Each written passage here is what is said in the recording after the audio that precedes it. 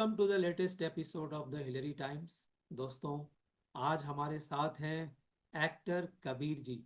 जी हाँ, ये वही हैं जिन्हें आप लापतागंज में बीजी पांडे के नाम से जानते हैं, और आज भी आप उनके तमाम रोल्स के बावजूद आज भी आप उन्हें बीजी पांडे के रूप में कुछ ज़्यादा ही याद करते हैं। बीजी पांडे नाम कुछ ज़्यादा हावी हो गया है उनके ऊपर। और आज के एपिसोड में हम उनसे बातचीत करेंगे उनकी सीरीज हीरो कौन को लेकर के। ये सीरीज यूट्यूब पर अवेलेबल है, एक बहुत ही अच्छी, बहुत ही बेहतरीन सीरीज है।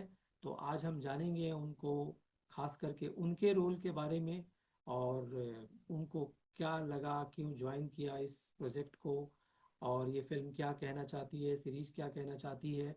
तो आइए सीधे बात करते हैं हमारे बीजी पांडे जी, हमारे एक्टर कबीर जी, जिन्हें हम अब्बास खान के नाम से भी जानते हैं। तो अब्बास खान जी, हम सबके बीजी पांडे भैया, आपका इस शो में स्वागत है। हीरो कौन में आप कैसे आ गए? हीरो कौन में मेरी बहुत अच्छी मित्र हैं अर्पिता, और जो प्रोड्यूसर हैं सूरज। सो अर्पिता मैंने जी एक शायद। इंस्टाग्राम में पिक्चर डाली थी, तो उनको वो पसंद आई और उन्होंने कॉल किया हम्म, कि भाई हमारा नेगेटिव कैरेक्टर है, छोटा सा कैरेक्टर है, हम्म। आप करना चाहेंगे? तो मैंने कहा ठीक है, मैं कर लेता हूँ। तो मुझे लगता है 3-4 दिन का काम था मेरा, तो कर लिया मैंने। मगर जब सीरीज को देखते हैं तो मतलब एज एन ऑडियंस, ये नहीं लगता कि ये 3-4 दिन का शूट होगा। काफी अच्छा अच्छा नहीं, खासा। जी 3-4 दिन का शूट था। हाँ, 3 दिन का शूट था। हम्म, हम्म। तो सर, ये आप जब शूटिंग पे जाते हैं तो आप लोग अपने कपड़े लेके जाते हैं या वो कॉस्ट्यूम प्रोवाइड करते हैं? अपने कपड़े लेकर जाते हैं, मतलब कहीं पे कॉस्ट्यूम भी होता है और कहीं पे, जैसे इसमें तो मैं अपने कपड़े लेकर गया था। हम्म।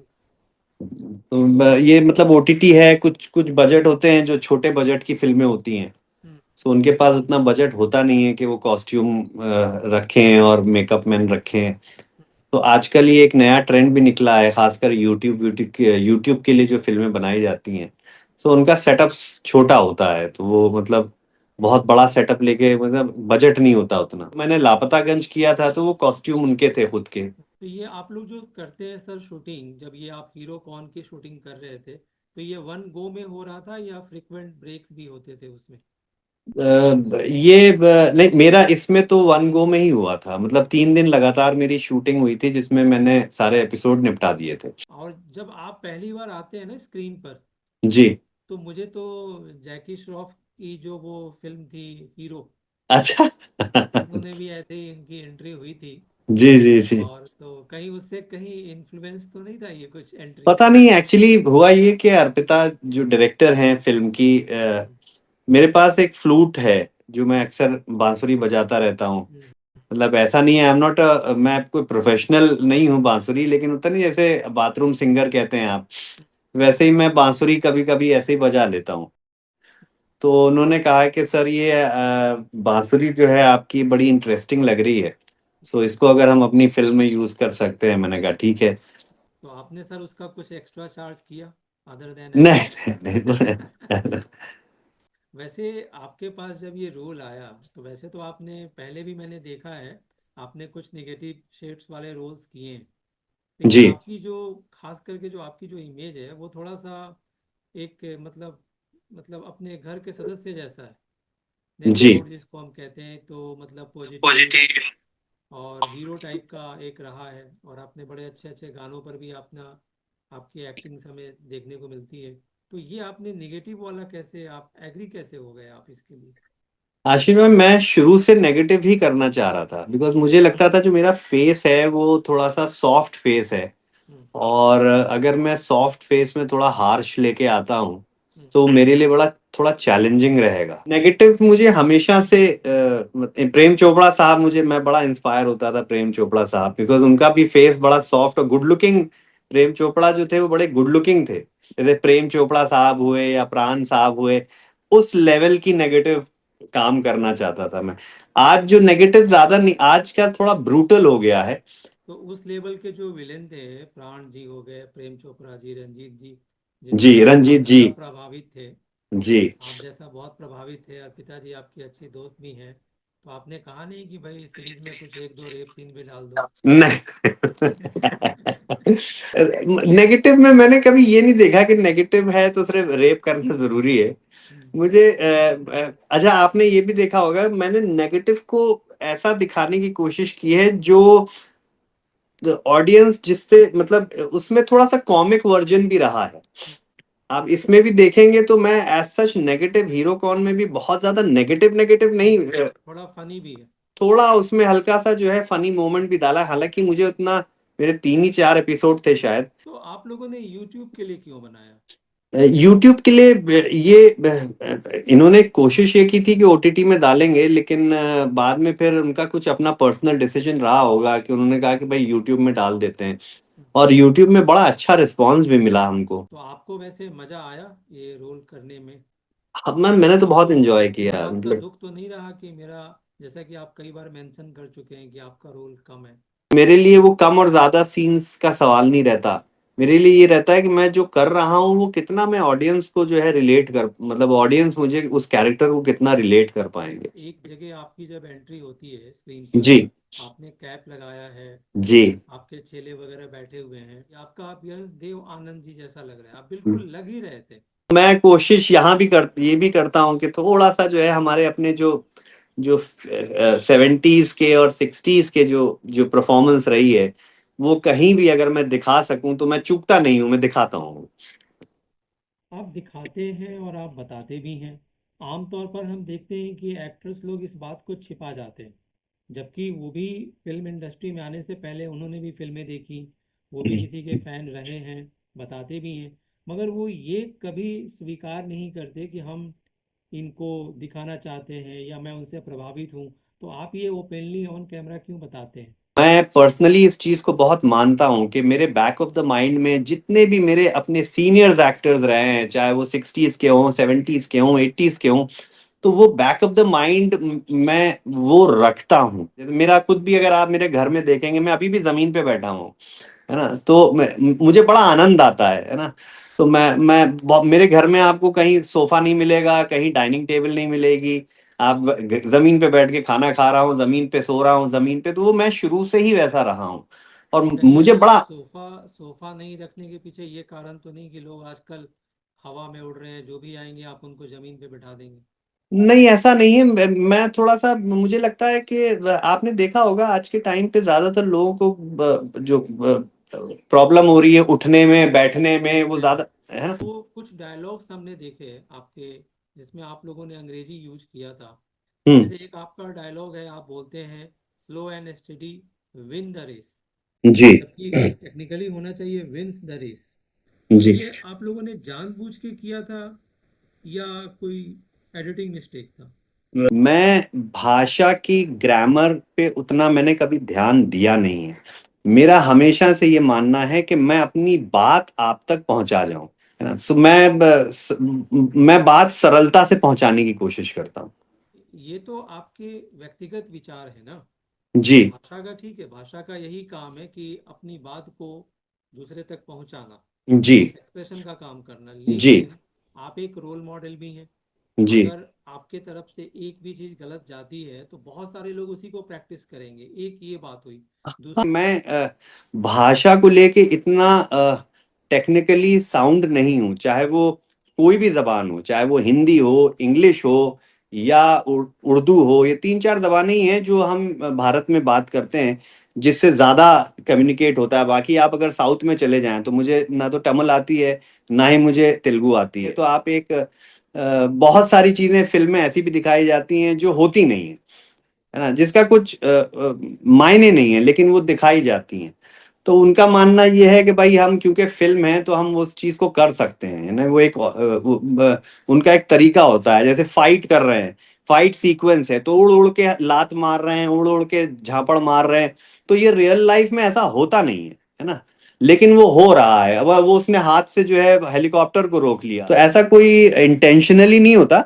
बट हाँ, कुछ चीजें ऐसी भी होती हैं कि इंटेंशनली, जैसे कैरेक्टर है, अब उसको इंग्लिश बोलनी नहीं आती, अब वो कैरेक्टर ही वो है। अब जैसे मेरा इसमें कैरेक्टर जो है, ये कैरेक्टर जो मैंने किया इसमें मैं कोई बहुत एजुकेटेड एक्टर नहीं, मतलब एजुकेटेड कैरेक्टर नहीं है, गुंडा है, मवाली है। अब वो गुंडा मवाली कैसे अंग्रेजी बोलेगा? तो मतलब ये स्लिप ऑफ टंग नहीं था, ये जानबूझ करके जी जी कैरेक्टर के जी। हिसाब से डाला गया था। जी जी जी, मतलब ये क्योंकि वो कैरेक्टर ही वैसा है, हम्म। बिकॉज। अच्छा, आप अभी कह रहे थे कि बहुत सी चीजें रियल लाइफ में नहीं होती, पर्दे पर होती है, हीरो उछल उछल के कई लोगों को मार रहा है। तो ये कहाँ पर होता है कि हीरो जो है सलोनी जी के साथ सदाबहार फिल्मी युगल गीत गाने गा रहा है, तो इतने अच्छे भले सीन को छोड़ करके आप चार मुस्टंडों के सामने बांसुरी बजा रहे हैं, तो कौन सा आपके दिल के करीब है? जी मुझे बांसुरी वाला करीब है। मैं, अच्छा, ये शुरू से ही रहा है मेरा कि मैं हमेशा विलेन को बड़ा सॉफ्ट दिखाना चाहता हूँ। यानी कि मुझे मुझे ब्रूटल विलेन पसंद नहीं है पर्सनली, एज अ, ठीक है, मतलब अभी तक मैंने किया नहीं है। बट मैं वो बहुत ज्यादा ब्रूटल, बहुत ज्यादा डर्टी जो होते हैं, वो मुझे थोड़ा सा प्रेम चोपड़ा टाइप का या प्राण टाइप का, ऐसे विलेन्स मुझे पर्सनली पसंद आते हैं, है ना, या आपके अमरीश पुरी जी। तो इस तरीके के जो विलेन्स जो हैं वो मुझे, क्योंकि मैं बचपन से इनको देखते आया हूँ।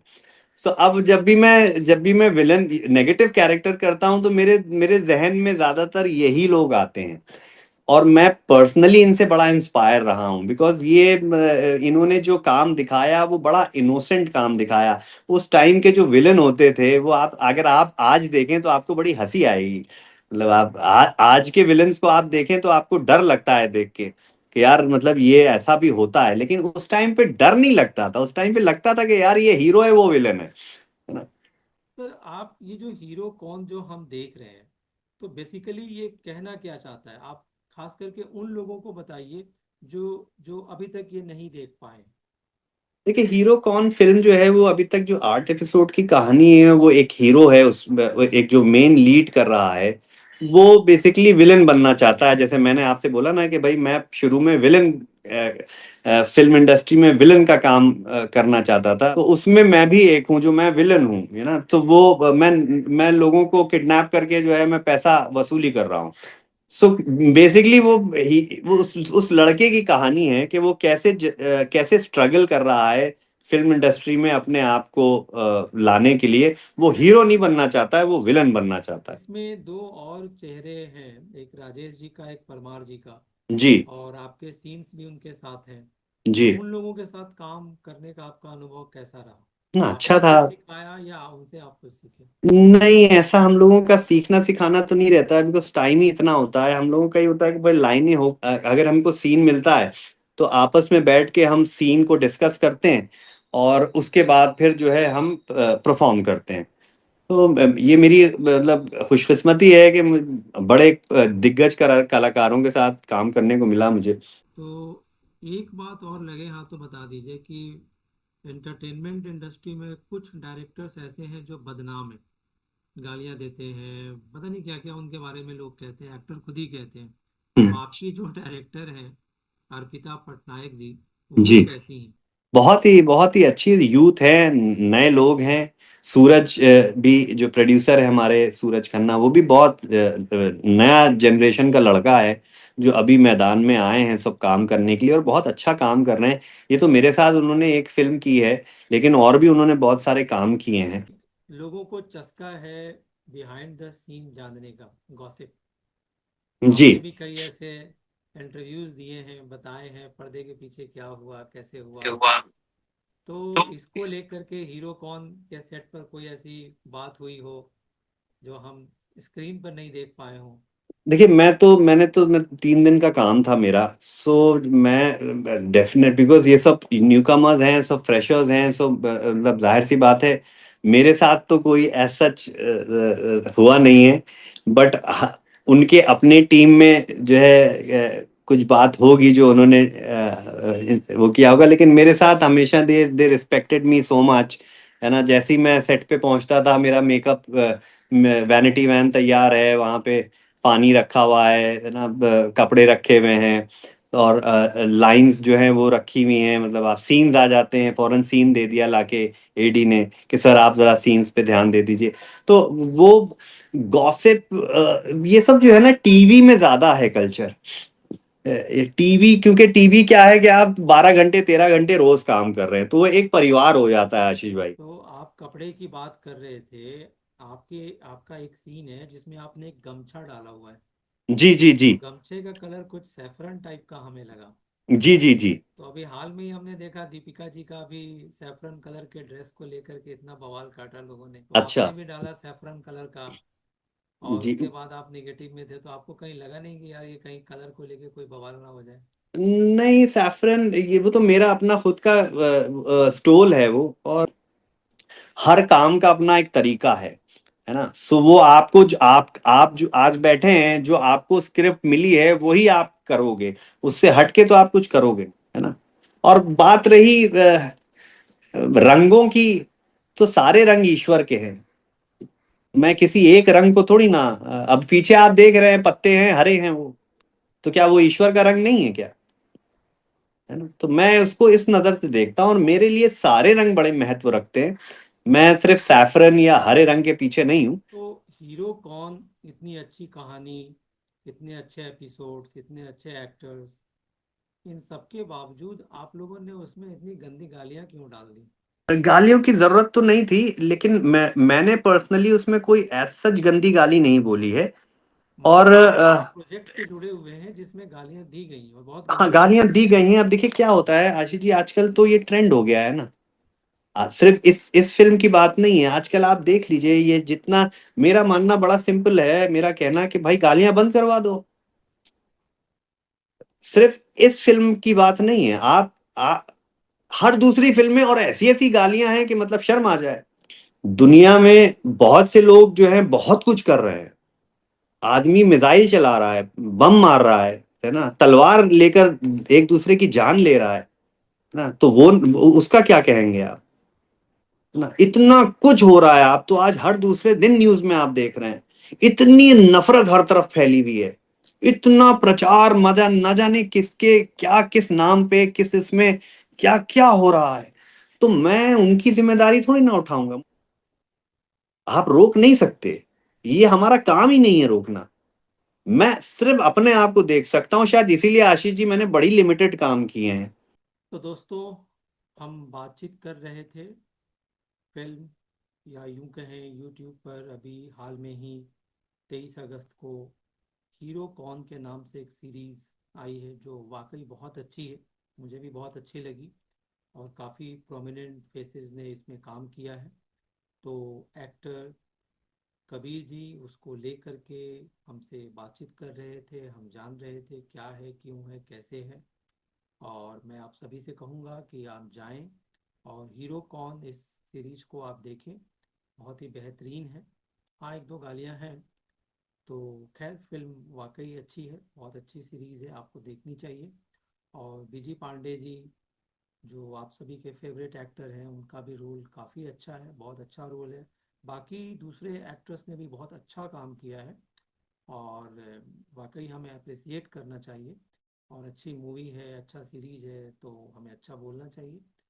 तो आप जाएं, ज़रूर देखें, और कमेंट करके आप बताएं कि आज का इंटरव्यू कैसा लगा, आज का पॉडकास्ट कैसा लगा, हीरो कौन ये सीरीज़ आपको कैसी लगी। और जो इसके डायरेक्टर हैं अर्पिता पटनायक जी, वो भी धन्यवाद की पात्र हैं, बहुत अच्छा उन्होंने ये सीरीज़ हम सबके सामने लाया है। हाँ, बाकी मैं एज ए व्यूअर मैं उनसे भी गुजारिश करूंगा, और भी बहुत सारे ऐसे जो फिल्म मेकर्स हैं, उनसे भी ये मैं रिक्वेस्ट करूंगा कि प्लीज़ अपने जो आपके क्रिएशंस हैं, जो मूवीज़ हैं, सीरीज़ हैं, जो भी आप बनाते हैं, उसमें प्लीज़ गालियाँ अगर न रखें तो ज़्यादा अच्छा रहेगा। It will add excellence to the show. तो दोस्तों, आप देख रहे हैं द हिलरी टाइम्स, और देखते रहिए। और मैं हूं आप सभी का दोस्त, a very simple man, a very common man, Ashish Kumar. Jai Hind.